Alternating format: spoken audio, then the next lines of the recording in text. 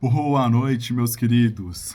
Vou dar uma corrigida aqui com vocês nesse exame de ordem que nós tivemos agora esse domingo, na parte de Direito do Trabalho e Processo do Trabalho, beleza?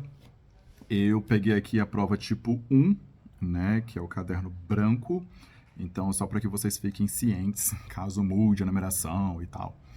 Vamos lá, começando pela questão 70, da 70 até a 80. A 70 diz o seguinte: deixa eu colocar o óculos, senão o tio não enxerga, né?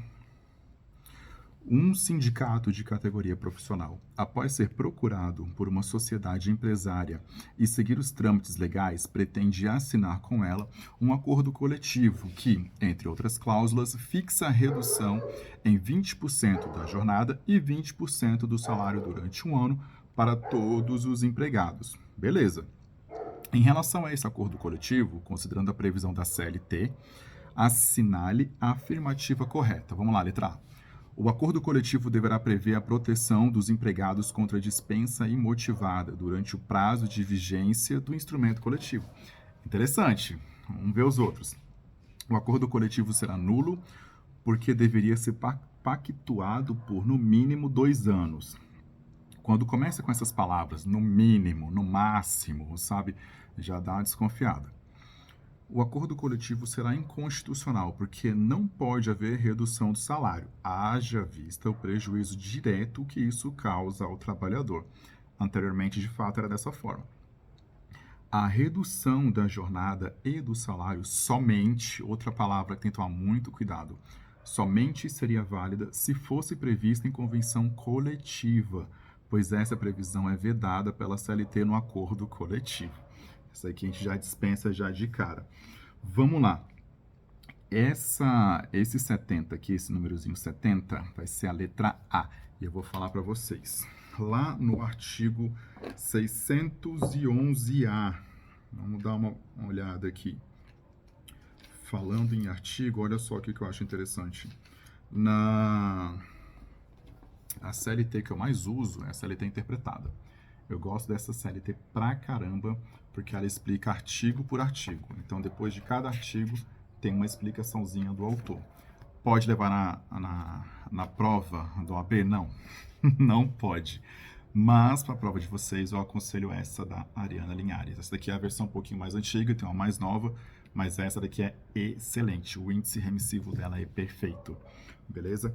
Então, olha só, no artigo 611A, lá no parágrafo 3º, a gente vai encontrar o seguinte: se for pactuada cláusula que reduza o salário ou a jornada, a convenção coletiva ou o acordo coletivo de trabalho deverão prever a proteção dos empregados contra dispensa imotivada durante o prazo de vigência do instrumento coletivo.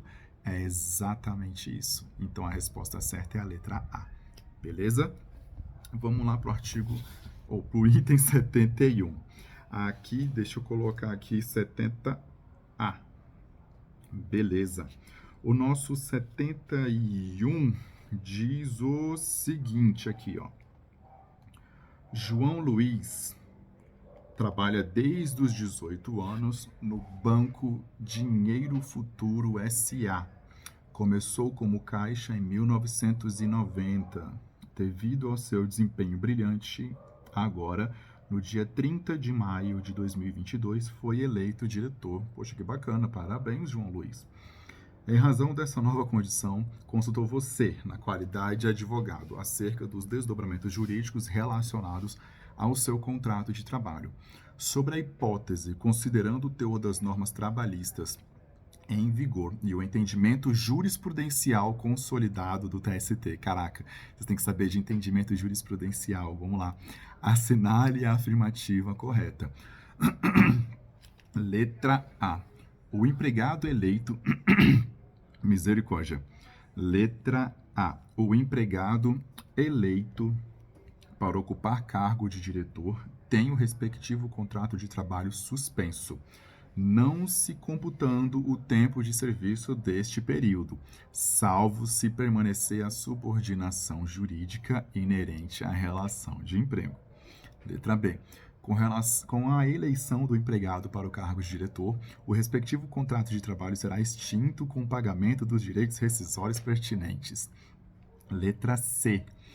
A eleição de empregado para cargo de diretor não induz suspensão ou interrupção do contrato de trabalho, uma vez que, outra coisa que tem que tomar cuidado, uma vez que se considera promoção, podendo haver a reversão ao cargo efetivo após o término do mandato. Então, aqui você já fica em dúvida entre a e a C. Por quê? Porque elas são antíteses, entendeu? Uma vai contra a outra. Então, você pensa, poxa, se a C estiver certa, a está errada, e vice-versa.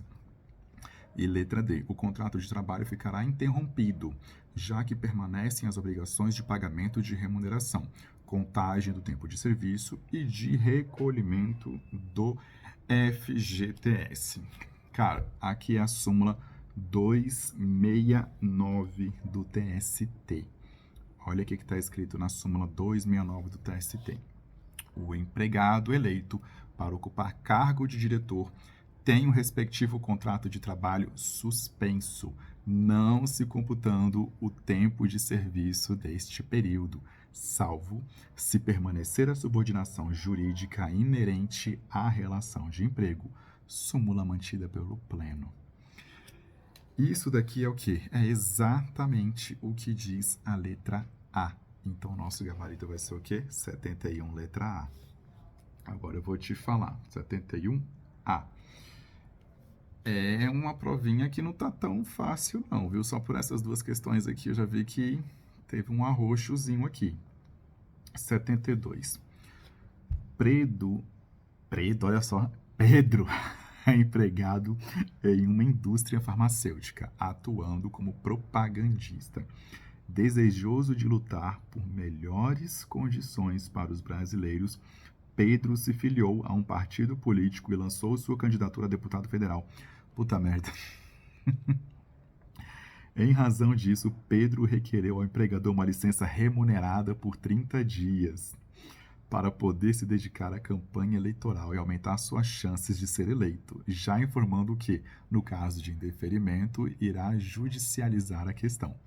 Sobre o caso apresentado, sabendo-se que a norma coletiva da categoria de Pedro nada diz a respeito da situação, óbvio, porque a gente não está falando de CIPA, a gente está falando de uma eleição comum.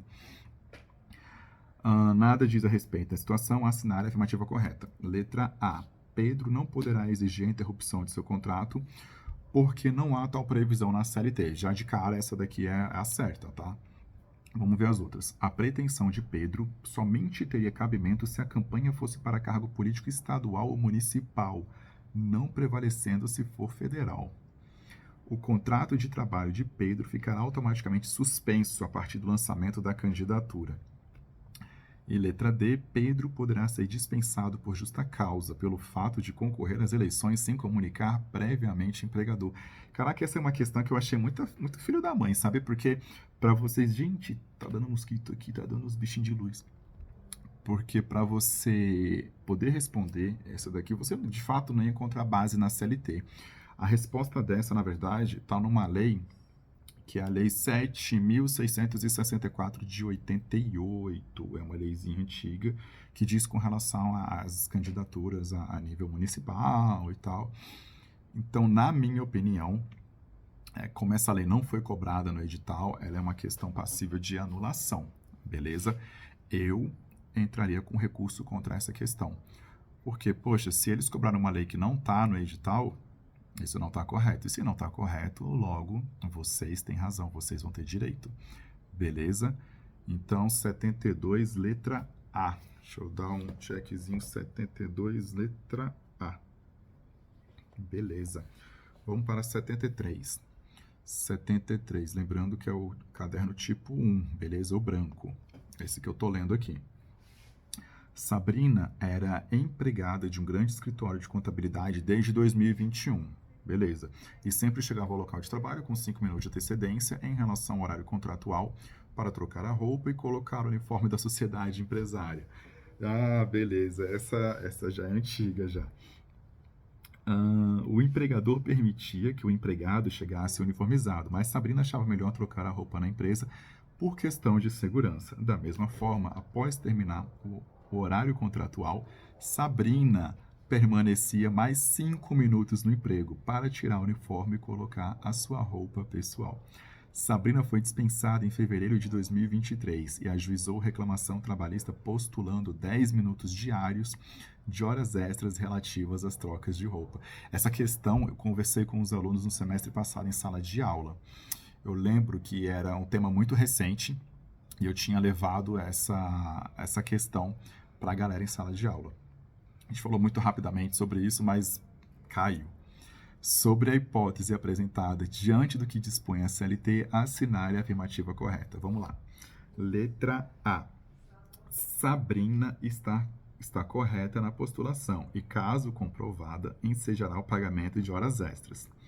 Letra B. A sociedade empresária deverá pagar metade do período como hora extra, uma vez que o excesso era de 10 minutos diários e o objetivo era a troca do uniforme. Sabrina terá direito ao pagamento dos 10 minutos diários, mas não do adicional de 50%. E a letra D, Sabrina está errada, pois esse período não será descontado nem computado como jornada extraordinária. Para responder essa questão, a gente vai olhar no artigo 58, parágrafo 1º da CLT. Olha só o que ele diz. Não serão descontadas nem computadas como jornada extraordinária as variações de horário no registro de ponto não excedentes de 5 minutos, observado o limite máximo de 10 minutos diários. Então, o que isso quer dizer? Que o correto vai ser a letra D, porque Sabrina, ela não tem esse direito. Eram 5 minutos antes e 5 minutos depois, dando exatamente 10 minutos diários. Então, ela não faz jus a isso. Então, 73, letra D. Beleza? Vamos lá agora para o 74. O 74 aqui diz assim, vamos lá. Raquel foi contratada como empregada em 2019 por uma sociedade empresária fabricante de automóveis. Ocorre que a fábrica fica em um lugar longínquo, não servido por transporte público regular. E, por isso, a sociedade empresária disponibiliza um ônibus para buscar os empregados pela manhã e deixá-los em casa. Beleza. Ao final da jornada, a Raquel gasta diariamente, em média, 50 minutos para chegar ao emprego e outros 50 minutos para retorno. Primeiro erro já aqui, olha só. Esse aqui já é erro de gramática mesmo, né? De digitação. Lá em cima eles colocaram Rachel, né? Colocaram Raquel com CH e embaixo já colocou Raquel com Q. Então, pelo amor de Deus, corretor, dá uma olhada nisso daí.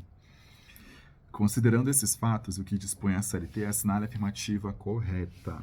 Vamos embora. Letra A. Os 50 minutos gastos na ida e os 50 minutos gastos na volta devem ser pagos como horas extras na condição de hora em itinerário. Isso já não existe mais, beleza? Então, isso aqui você corta. O tempo despendido pelo empregado desde sua residência até o posto de trabalho e para seu retorno não será computado na jornada de trabalho. Essa daí mesmo. O tempo gasto no transporte deverá ser pago, porque será computado na jornada de trabalho, mas sem adicional. Não. O juiz, no caso concreto, após análise da geografia do local, deverá decidir se o tempo gasto no transporte deverá ou não ser quitado como hora extra. Puta merda. Não mesmo. Isso daí vai estar no artigo 58, parágrafo 2º. Poxa vida, acabamos de abrir o artigo 58 e eu fechei. Olha só.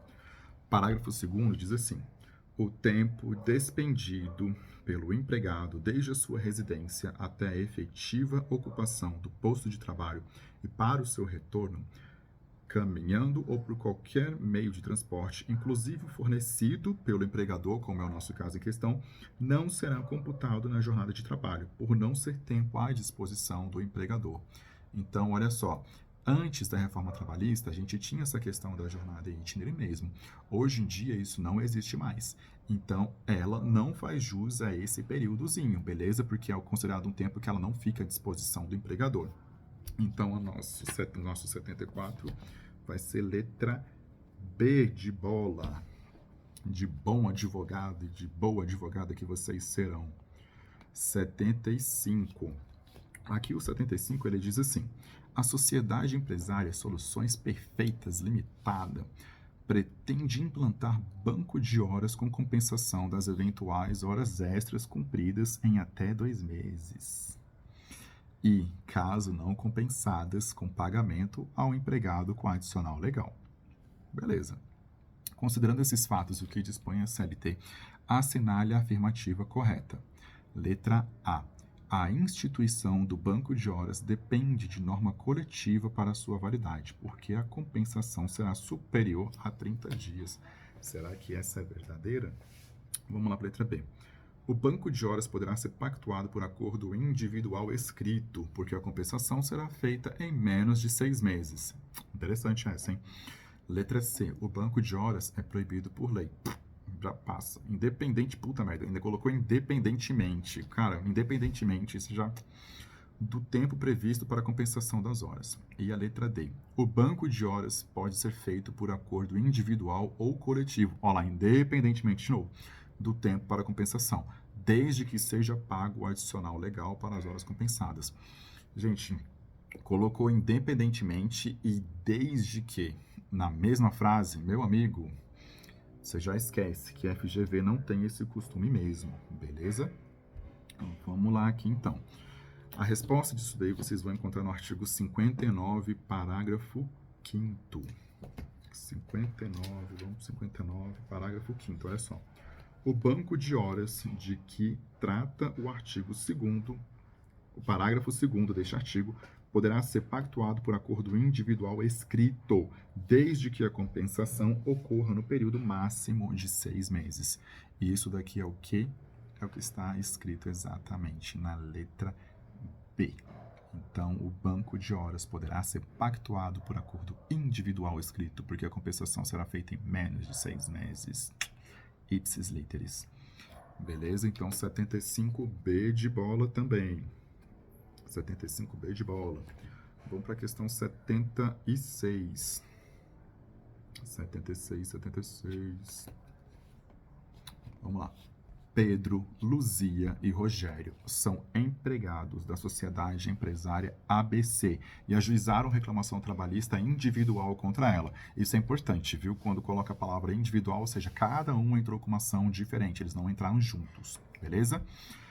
Pedro tem 55 anos de idade e postula na sua ação horas extras. Luzia tem 42 anos de idade e em sua ação requer o pagamento de 2 períodos de férias vencidas. Rogério tem 34 anos de idade e, na sua demanda, postula o pagamento dos salários retidos dos últimos 2 meses de trabalho. Isso é importantíssimo vocês saberem, viu? Vocês vão se deparar muito com isso daqui na vida profissional de vocês. Mas vamos continuar que depois eu explico, ó. Em razão do alto salário que os 3 empregados recebiam, ou seja, os valores são enormes. Se os valores são grandes, a gente já exclui o sumário e o sumaríssimo e certeza que vai ser o rito ordinário. Todas as ações tramitam pelo rito ordinário. A respeito dessas reclamações trabalhistas, assinale a opção que indica, de acordo com a CLT, as que terão preferência na tramitação processual. A de Rogério, B, a de Luzia, C, a de Pedro, D, a de Luzia e a de Pedro. Gente, artigo 652, parágrafo único. Vamos abrir aqui no 652. 652, parágrafo único. Isso aqui a gente vai falar um pouco sobre a competência das varas, o que elas são competentes em julgar. E o parágrafo único, ele diz com relação à preferência. Então, olha só, terão preferência para julgamento os dissídios sobre pagamento de salário e aqueles que derivarem da falência do empregador, podendo o presidente da junta, a pedido do interessado, constituir processo em separado, sempre que a reclamação também versar sobre outros assuntos. Então, aqui, nessa questão, teve alguém que entrou com a reclamação trabalhista para falar sobre o tema de falência do empregador? Não, não teve. Mas teve alguém que entrou com a reclamação ingressou com essa reclamação para falar sobre pagamento de salário? Sim. Quem foi? Foi o último menininho aqui, o Rogério. Então, a 76 vai ser a letra A. A ação de Rogério vai ter preferência na tramitação processual por versar sobre salário. Beleza? Isso aqui está no artigo 652, parágrafo único dessa bonitona aqui. Vamos lá. 77. Arthur ajuizou reclamação trabalhista em face de seu empregador, a sociedade empresária Alfa. E dos 3 sócios dela. Vixe. Valendo-se do incidente de desconsideração da personalidade jurídica. Gente, isso é algo que vocês vão ver muito, viu? Porque tem muita empresa que está falindo, tem muita empresa que muda de endereço, a gente não sabe mais o que aconteceu, não encontra mais nada em nome deles, então é muito comum a gente pedir a desconsideração da PJ para tentar entrar diretamente contra o patrimônio dos sócios das empresas. Vamos lá. Falando que foi na fase de cognição, ou seja, na fase de conhecimento, logo no início do processo. Argumentou na petição inicial que assim procedeu para que, em havendo sucesso na pretensão, os sócios já constem no título executivo judicial, o que abreviaria a futura execução. Beleza. Diante da situação retratada e da previsão contida na CLT, assinale a alternativa correta. Letra A. O incidente de desconsideração da personalidade jurídica, quase que não sai. Na Justiça do Trabalho, somente, ó a palavrinha, somente pode ser feito na fase de execução. Errado. Letra B.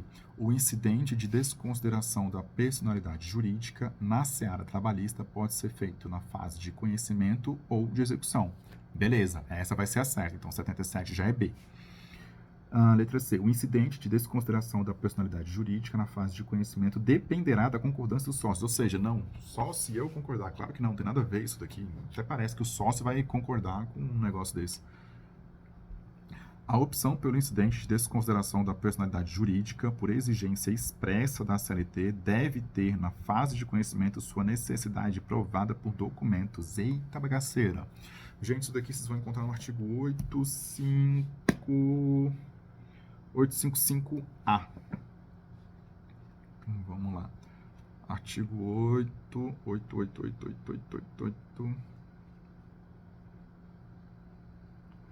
855A da SLT.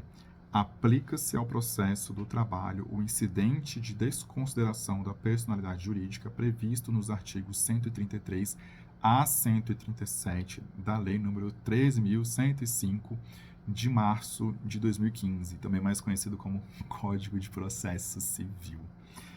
Vamos dar uma olhadinha? Olha só, deixa eu abrir aqui no Google Código de Processo Civil, eu vou mostrar para vocês o artigo 134. O artigo 134 do Código de Processo Civil diz o seguinte: o incidente de desconsideração é cabível em todas as fases do processo de conhecimento, no cumprimento de sentença e na execução fundada em título executivo extrajudicial.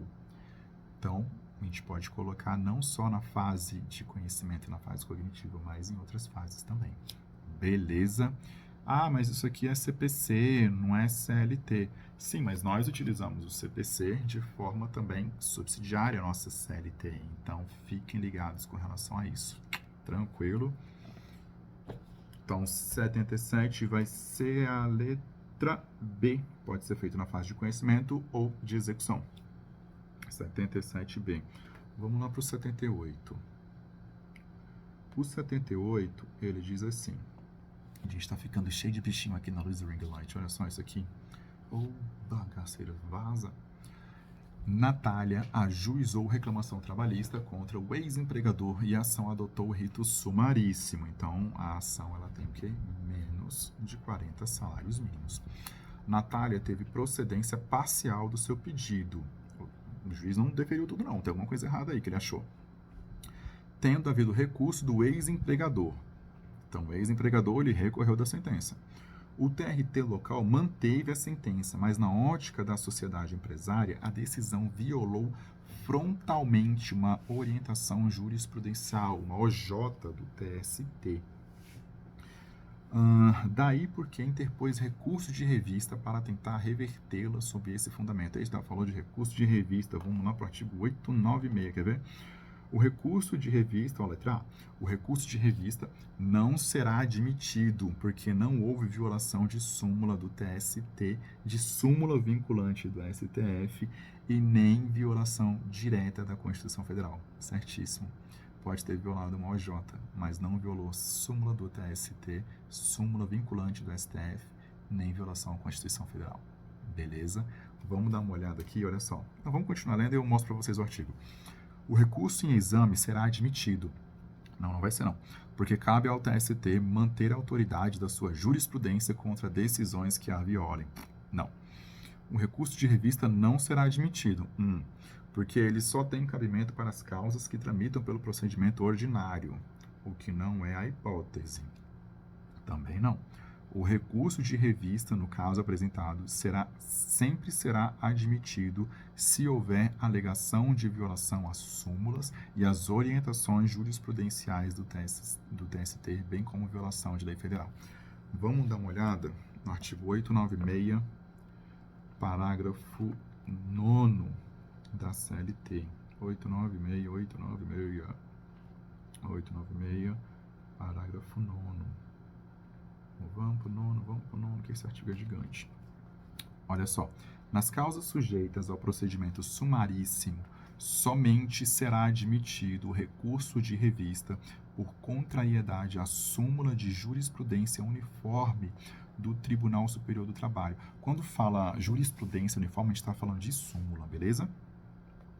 Ou a súmula vinculante do Supremo Tribunal Federal e por violação direta da Constituição Federal. Então, violou uma OJ, não violou uma súmula. Então, não cabe recurso de revista nessa situação, por conta do procedimento ser sumaríssimo, beleza? Então, 78 vai ser a letra A.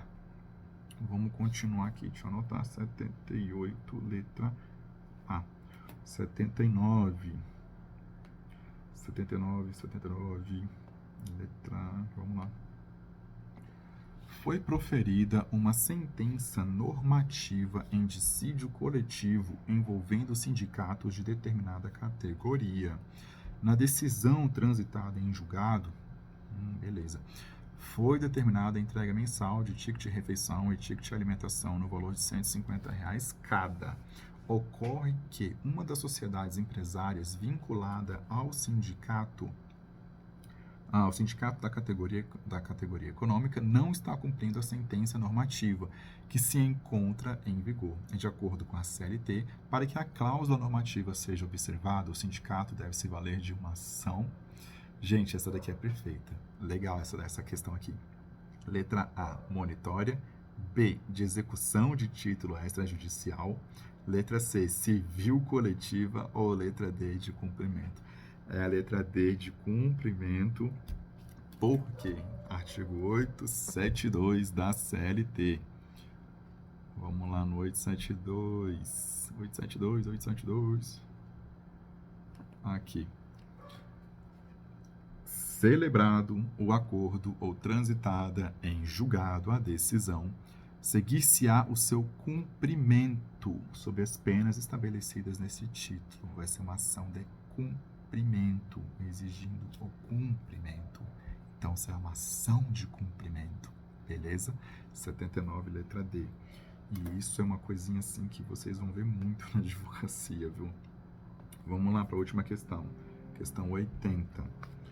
Questão 80, ela diz assim: uma sociedade empresária de grande porte, condenada na Justiça do Trabalho, verificando a nulidade de sua citação em uma reclamação trabalhista, requisitos, que se encontra na fase executória, pretende ajuizar a ação rescisória, tá?